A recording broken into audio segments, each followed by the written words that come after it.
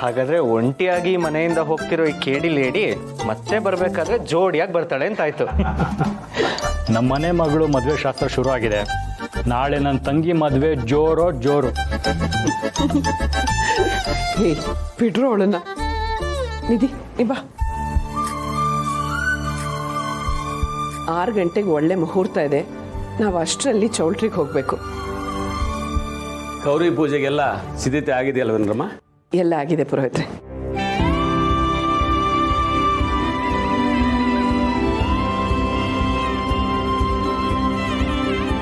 ಕೇಶವಾಯ ಸ್ವಾಹ, ನಾರಾಯಣಾಯ ಸ್ವಾಹ, ಮಾಧವಾಯ ಸ್ವಾಹ.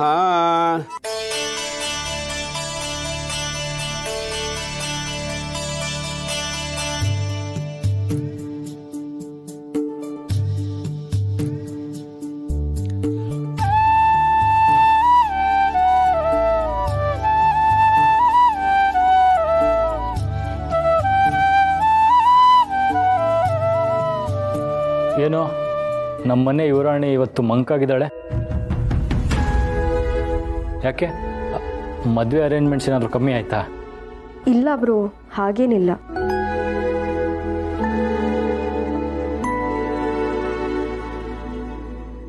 ಏನೂ ಇಲ್ಲ ಅಂದ್ರೆ ಯಾಕೆ ಹೀಗೆ ಮಂಕಾಗಿದ್ಯಾ?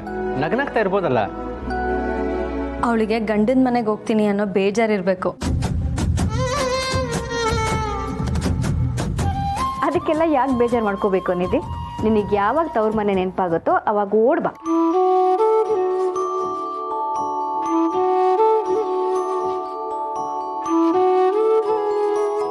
ನಾವೇನು ಬೇರೆ ದೇಶದಲ್ಲಿ ಇದ್ದೀವೇನಮ್ಮ, ಬೆಂಗಳೂರಲ್ಲೇ ಇದ್ದೀವಿ. ಇನ್ನೊಂದು ಫೋನ್ ಹಾಕಿದ್ರೆ ನಿಮ್ಮ ಮನೆ ಮುಂದೆ ಹಾಜರಾಗ್ಬಿಡ್ತೀವಿ.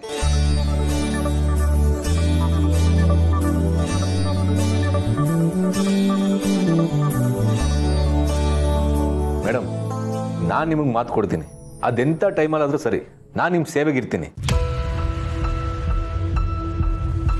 ನೀವು ಒಂದೇ ಒಂದು ಕಾಲ್ ಮಾಡಿ ಮೇಡಮ್ ಸಾಕು, ನಾನೇ ಮನೆ ಕರ್ಕೊಂಬಂದ್ಬಿಡ್ತೀನಿ.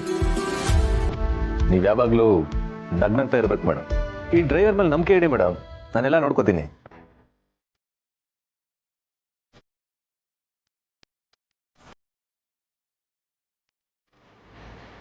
ಹೂವು ಅಲ್ಲಾಕಮ್ಮ.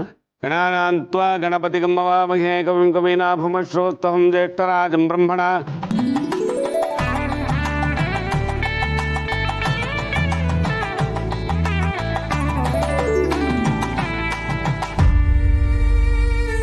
ಎಲ್ಲರೂ ನನ್ನನ್ನು ಎಷ್ಟು ಪ್ರೀತಿ ಮಾಡ್ತಾರೆ. ಮನೆಯವರೆಲ್ಲ ನನ್ನ ಬಗ್ಗೆ ಎಷ್ಟು ನಂಬಿಕೆ ಇಟ್ಕೊಂಡಿದ್ದಾರೆ.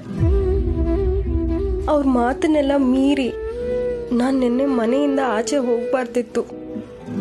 ಈಗಲೂ ಆಕ್ಸಿಡೆಂಟ್ ಆಗಿರೋ ವಿಷಯನ ಮುಚ್ಚಿಟ್ಟು ಎಲ್ರಿಗೂ ಮೋಸ ಮಾಡ್ತಾ ಇದ್ದೀನಿ.